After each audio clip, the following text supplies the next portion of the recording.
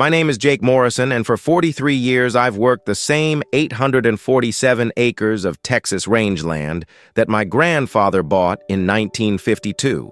This isn't just property to me.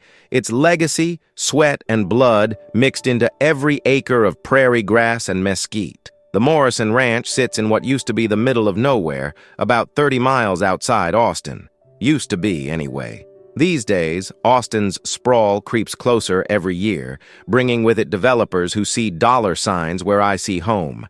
My cattle operation runs about 200 head of Black Angus, some of the finest beef stock in Central Texas. Every morning at dawn, I'd ride out to check the herd, watching them graze across pastures my family had maintained for 3 generations. The routine never got old. There's something peaceful about watching cattle move across open land, the way they've done for centuries. But peace doesn't last forever, especially when your land sits in the path of what city planners call inevitable development. The first sign of trouble came in 2019, when I started getting calls from real estate agents asking if I'd consider selling. The offers were generous, but this ranch wasn't for sale at any price. That's when I first heard about the Meadowbrook Homeowners Association. They were planning something big for the area, something that would bring modern living to rural Texas. I didn't pay much attention at first. HOAs were for subdivision, not cattle ranches. I should have paid closer attention. I should have seen the warning signs when the county assessor started asking questions about my property boundaries. I should have been suspicious when legal documents started arriving in my mailbox, filled with language I didn't understand. But I was busy running a ranch, trusting that my property rights were as solid as the fence posts I'd driven into this Texas soil. Chapter 2. The First Warning Signs. The trouble started with a certified letter that arrived on a Tuesday morning in March 2020. The return address read Meadowbrook Development Corporation, and inside was a notice that made my blood run cold. According to their paperwork, a clerical error had been discovered in my property deed. They claimed that 340 acres of my ranch, the prime grazing land along the eastern boundary, had been incorrectly included in my family's original purchase. The letter stated that this land actually belonged to the county and had been sold to Meadowbrook Development for a planned residential community. I read that letter 3 times before the words sank in. Then I drove straight to the county courthouse, my hands shaking with anger and disbelief. The clerk at the records office was sympathetic but unhelpful. She pulled up the files and showed me documents I'd never seen before. Surveys and deeds that contradicted everything my family had believed for 70 years. According to these new papers, my grandfather had only purchased 507 acres, not the 847 we'd been paying taxes on all this time. "This doesn't make sense," I told her, spreading my own deed across the counter. "Look at these boundary markers. Look at the legal description. This is our land." She shrugged apologetically. "I'm sorry, Mr. Morrison. I just file what gets submitted. You'll need to talk to a lawyer about this." That afternoon, I called every attorney in the county phone book. Most wouldn't take the case. Too complicated, they said, or too expensive to fight.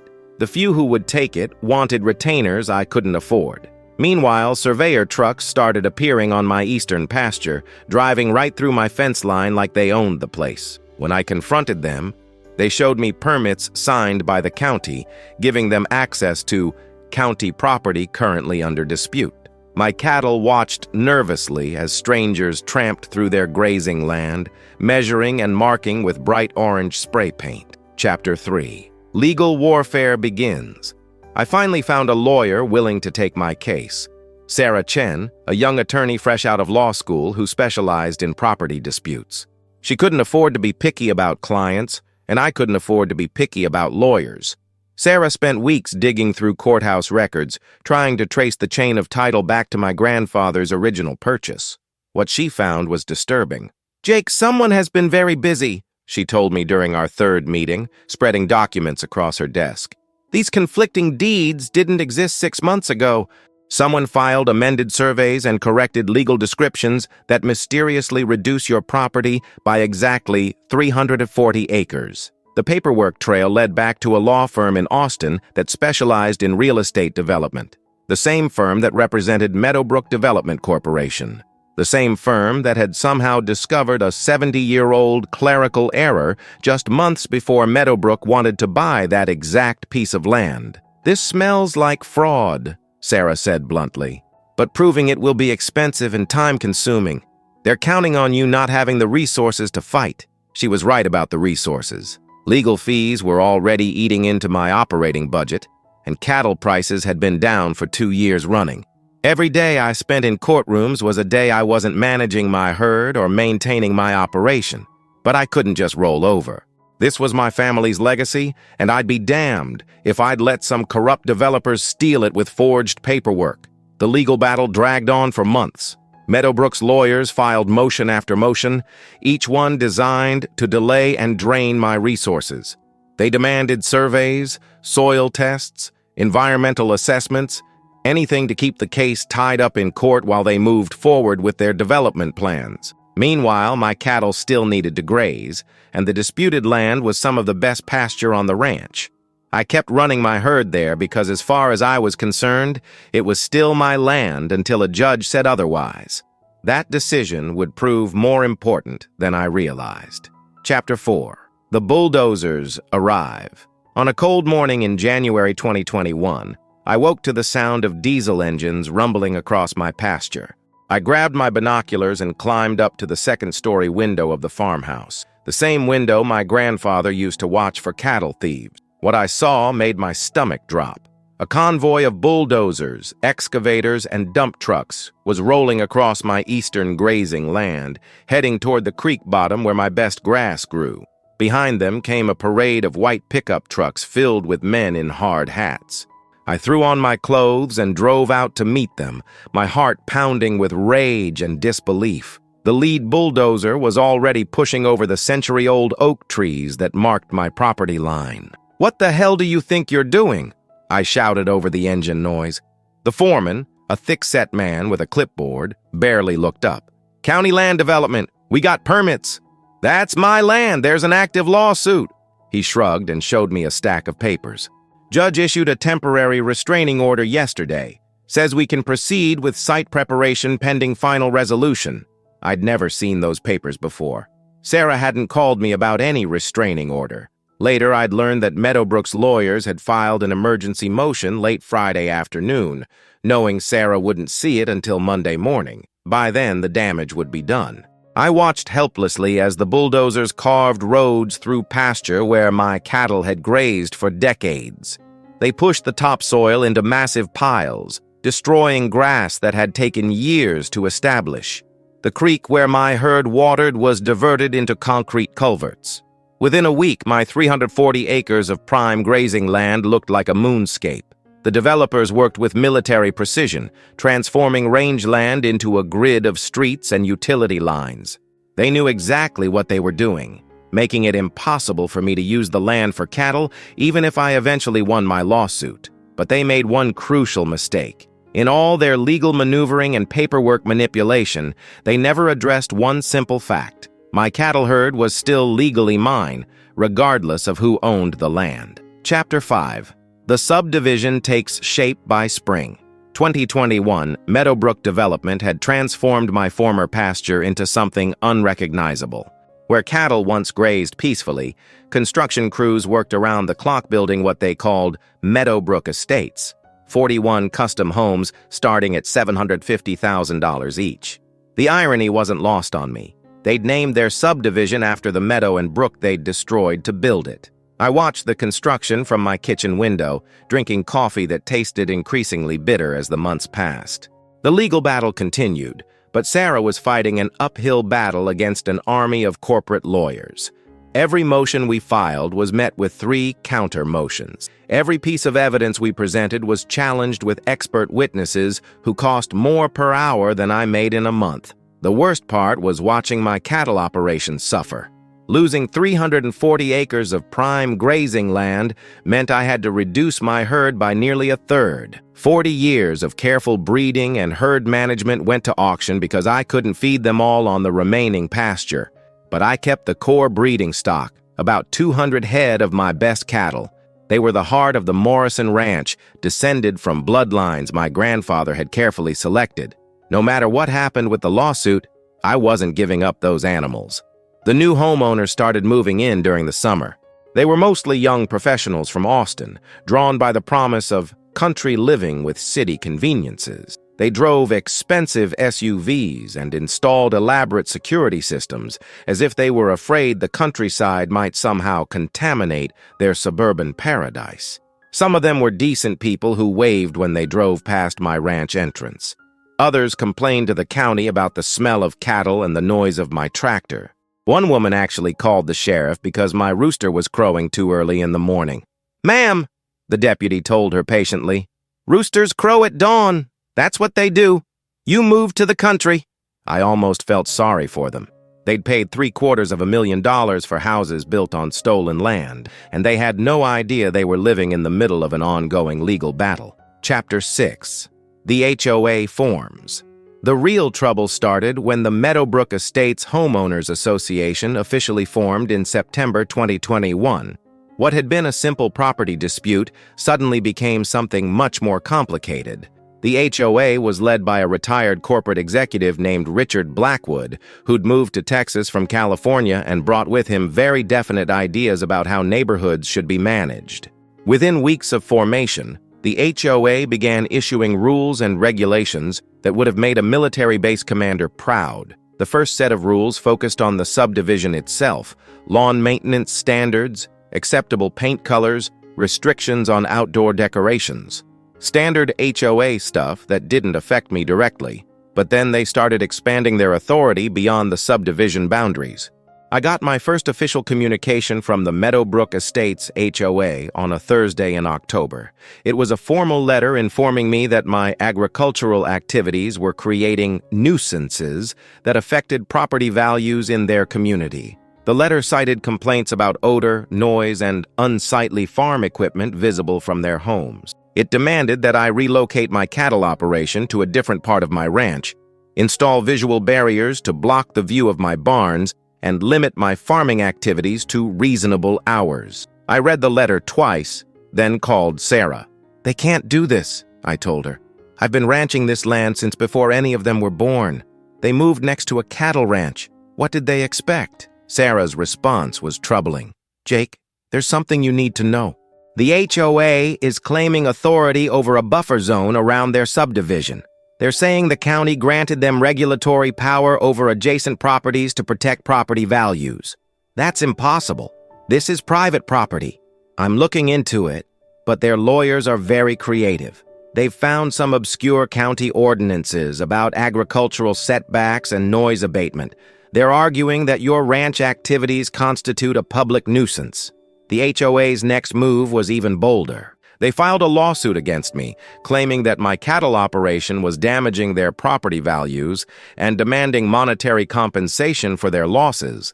Suddenly, I wasn't just fighting to keep my land, I was fighting to keep my right to ranch on the land I still owned. Chapter 7. Escalating harassment.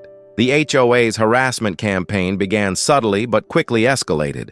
It started with formal complaints to the county about every aspect of my operation. My cattle were too close to the property line, my equipment was too loud, my irrigation system was creating runoff. County inspectors became regular visitors to my ranch, armed with clipboards and measuring tapes, looking for violations of regulations I'd never heard of. Most of the complaints were frivolous, but each inspection cost me time and money I couldn't afford. Then the HOA got creative. They hired a private security company to patrol the border between my ranch and their subdivision. The guards were instructed to document any agricultural activities that might affect the neighborhood. They took photos of my cattle, recorded the times I operated farm equipment, and filed daily reports about dust, noise, and odors. The security guards also began stopping anyone who visited my ranch, claiming they were protecting the neighborhood from unauthorized access. My veterinarian was detained for 20 minutes while guards verified his credentials. A cattle buyer was turned away entirely because he couldn't produce proper identification. "This is harassment," I told the county sheriff. "They're interfering with my business operations." Sheriff Martinez was sympathetic, but limited in what he could do. "The road between your ranch and their subdivision is public," he explained. "They can't legally stop people, but they can ask questions. Unless someone files a formal complaint about being detained, my hands are tied. The HOA's next escalation was filing noise complaints every time I operated farm equipment before 8 a.m. or after 6 p.m. Since cattle don't follow office hours, this effectively meant I couldn't do essential ranch work during the cooler parts of the day. When I ignored their complaints and continued working normal ranch hours, they obtained a court injunction limiting my noise-producing activities to specific times. Suddenly, I needed a judge's permission to feed my own cattle. But the HOA's biggest mistake was trying to restrict my cattle's access to water. The creek that ran through the disputed land continued onto my undisputed property, and my herd had watering rights that predated the subdivision by decades. When HOA security guards tried to prevent my cattle from accessing the creek, they crossed a line that even their lawyers couldn't defend. Chapter 8. The Breaking Point. The final straw came on a scorching Tuesday in July 2022. Temperatures had hit 105 degrees, and my cattle desperately needed access to the creek that ran along the border between my ranch and the subdivision. I was moving the herd toward their traditional watering spot when two HOA security guards blocked the path with their pickup truck. "Sorry, sir," one of them said, stepping out of the truck with his hand resting on his radio. "The HOA board has voted to restrict access to this area during daylight hours. Too many complaints about cattle disturbing the residents." I stared at him in disbelief. "Those cattle have been watering at this creek since before your subdivision existed. They have legal water rights. You'll need to take that up with the HOA board, sir. I'm just following orders." Behind me, 200 head of thirsty cattle pressed forward, lowing with stress and heat exhaustion. The nearest alternative water source was over a mile away, across rough terrain that would be dangerous in this heat. "Get out of my way," I said quietly. The guard keyed his radio. "This is Unit 3. We have a situation at the creek access point, requesting backup." That's when something inside me snapped. For 2 years, I'd watched these people steal my land, harass my operation, and treat me like a criminal for trying to ranch my own property. I'd followed their rules, respected their legal process, and tried to be a good neighbor. But keeping my cattle from water on a 105-degree day? That crossed every line of human decency and Texas law. I climbed back on my horse and rode to the front of the herd. Then I did what any reasonable rancher would do. I opened the gate and let my cattle through to water. The security guards scrambled back to their truck as 200 head of thirsty Black Angus pushed past them toward the creek. Their radio chatter was frantic, calling for police backup and emergency HOA board meetings. I sat on my horse and watched my cattle drink their fill, knowing I'd just declared war on the most powerful HOA in Central Texas. But I'd also realized something important. My cattle were still legally mine, regardless of who owned the land. And cattle, unlike people, don't respect property lines or HOA regulations. They just go where they need to go. Chapter 9. Planning the Perfect Response.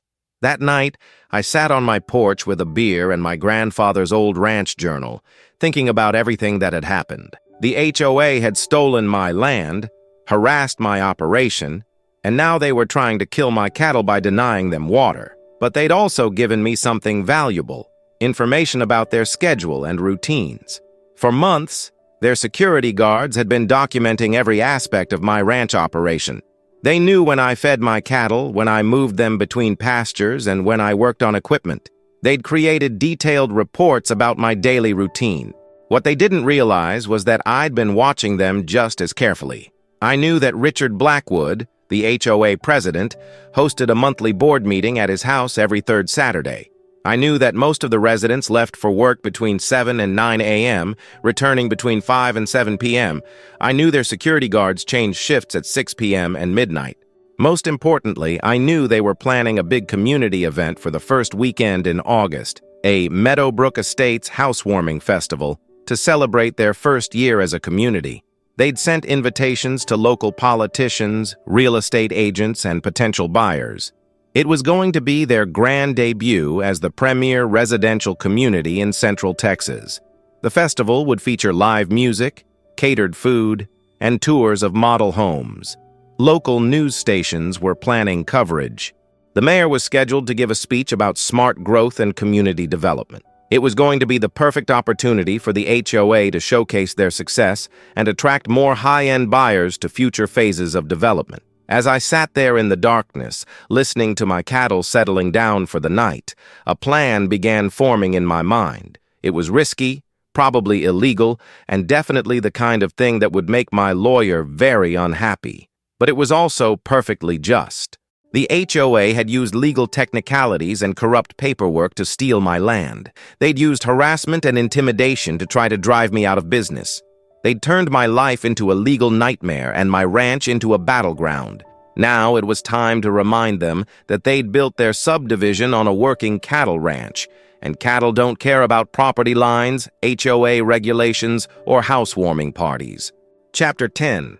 The Housewarming Festival. Saturday, August 6, 2022, dawned clear and hot, perfect weather for the Meadowbrook Estates Housewarming Festival. I watched from my kitchen window as catering trucks and rental equipment arrived at the subdivision's community center, a fancy building they'd constructed right in the middle of what used to be my best pasture. The festival was scheduled to run from 10 a.m. to 6 p.m., with the mayor's speech at 2 p.m. and the grand finale, a ribbon-cutting ceremony for Phase 2 development, at 5 p.m. Local TV crews were already setting up their equipment, and cars with out-of-state plates were arriving for the festivities. I spent the morning doing routine ranch work, checking on my cattle and making sure all my gates were properly secured. To any observer, it looked like a normal Saturday on the Morrison Ranch.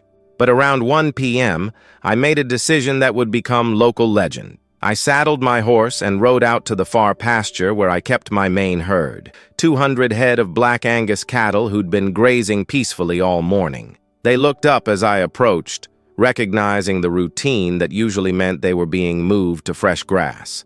"Come on, ladies and gentlemen," I said quietly. "Time to visit the neighbors." I opened the gate between my ranch and the subdivision, the same gate the HOA had been trying to keep locked for months. Then I did something I'd done thousands of times over the years. I moved my cattle to better grazing land. The fact that the better grazing land happened to be the Meadowbrook Estates Community Center lawn was just a coincidence. My cattle, being intelligent animals, immediately recognized good grass when they saw it. The subdivision's landscaping was immaculate, lush, green, and perfectly fertilized.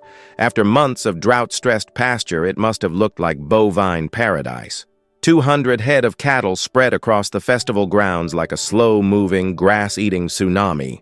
They wandered between the catering tents, investigated the sound equipment, and began systematically converting the HOA's perfectly manicured landscape into a more natural state. The first screams started around 1:30 p.m., just as the mayor was arriving for his speech. I sat on my horse at the edge of the subdivision, watching the chaos unfold with the satisfaction of a man who'd finally found the perfect solution to an impossible problem. Chapter 11. Chaos and Consequences. The scene at the Meadowbrook Estates Housewarming Festival quickly descended into beautiful chaos. 200 head of cattle don't move quickly, but they're remarkably thorough when they find good grass and plenty of space to spread out. The catering staff were the first to panic, abandoning their stations as curious cattle investigated the buffet tables.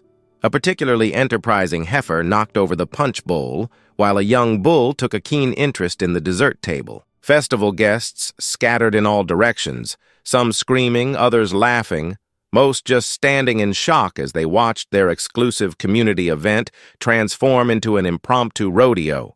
Women in designer dresses climbed onto picnic tables while men in golf shirts tried to shoo away 1,000-pound animals with their bare hands. The mayor, who'd been preparing for his speech about planned community development, found himself face-to-face with a massive Angus bull who seemed genuinely interested in the podium microphone. His security detail looked completely unprepared for livestock-related threats. Richard Blackwood, the HOA president, was apoplectic. He ran around the festival grounds with his cell phone, alternately calling the sheriff, the county animal control, and his lawyers. His face was so red I worried he might have a stroke. "Get these animals out of here!" he screamed at anyone who would listen. "This is private property. This is trespassing." The TV news crews, who'd come to cover a boring community event, suddenly found themselves with the story of the year. Cameras rolled as reporters tried to conduct interviews while dodging cattle and stepping around the evidence of their passage. Sheriff Martinez arrived with 3 deputies, but quickly realized that removing 200 head of cattle from a subdivision wasn't exactly standard police procedure. The animals weren't aggressive or dangerous. They were just grazing peacefully on the best grass they'd seen in months. "Whose cattle are these?" the sheriff asked, though he already knew the answer. I rode up on my horse, tipping my hat politely. "Mine, Sheriff. Just moving them to better pasture." "Jake, you can't graze cattle on subdivision property." "Well, that's interesting," I replied, "because according to my deed, this is still my land.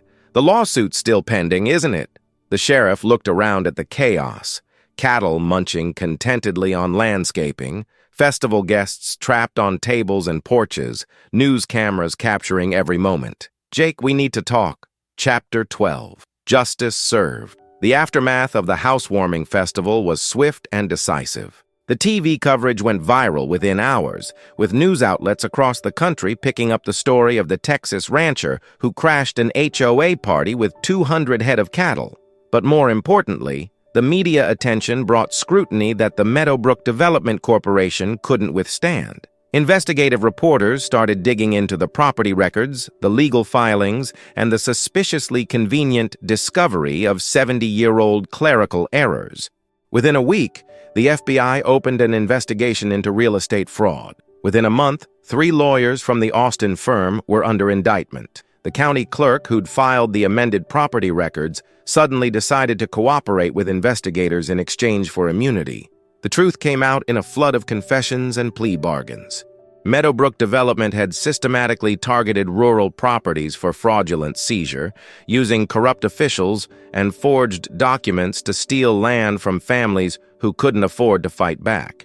My ranch was just one of dozens they'd targeted across central Texas. Richard Blackwood and the HOA board found themselves in an impossible position. They'd bought homes and formed an association on land that had been stolen through fraud. Their property values, their legal authority, and their entire community were built on a foundation of lies. The legal resolution was surprisingly quick once the fraud was exposed. My property was restored to its original boundaries.